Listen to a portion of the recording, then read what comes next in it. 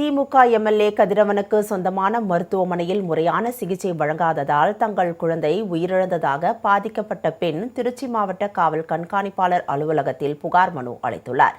திருச்சி மாவட்டம் தாளக்குடி பகுதியைச் சேர்ந்த ஸ்னேகா கடந்த ஏப்ரல் 28ஆம் தேதி சமயபுரம் பகுதியில் உள்ள திமுக எம்எல்ஏ கதிரவன் நடத்தும் தனியார் மருத்துவமனையில் பிரசவத்திற்காக சேர்த்துள்ளார். அதற்கு மறுநாள் பிரசவத்திற்கு முன் பனிக்குட நீர் வெளியேறியது. இதுகுறித்து அங்கிருந்த மருத்துவர்களிடம் முறையிட்டும் நடவடிக்கை எடுக்காமல் அலட்சியமாக பதில் அளித்ததாக கூறப்படுகிறது.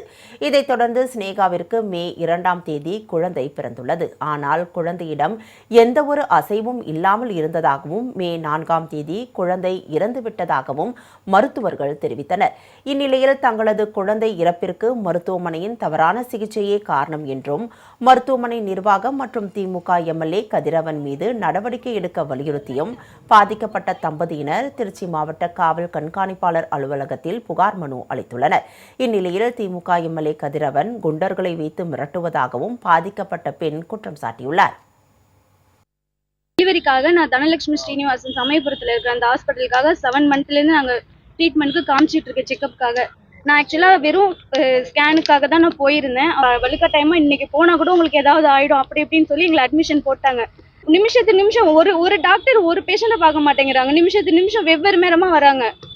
இறந்ததுல சந்தேகம், என்ன ட்ரீட்மெண்ட்டுங்கிறது ஒழுங்காக சொல்ல மாட்டேன்ட்டாங்க. எதனால் இப்படின்னு எங்களை வந்துட்டு மிரட்டுறாங்க சார், ரொம்ப மிரட்டுறாங்க.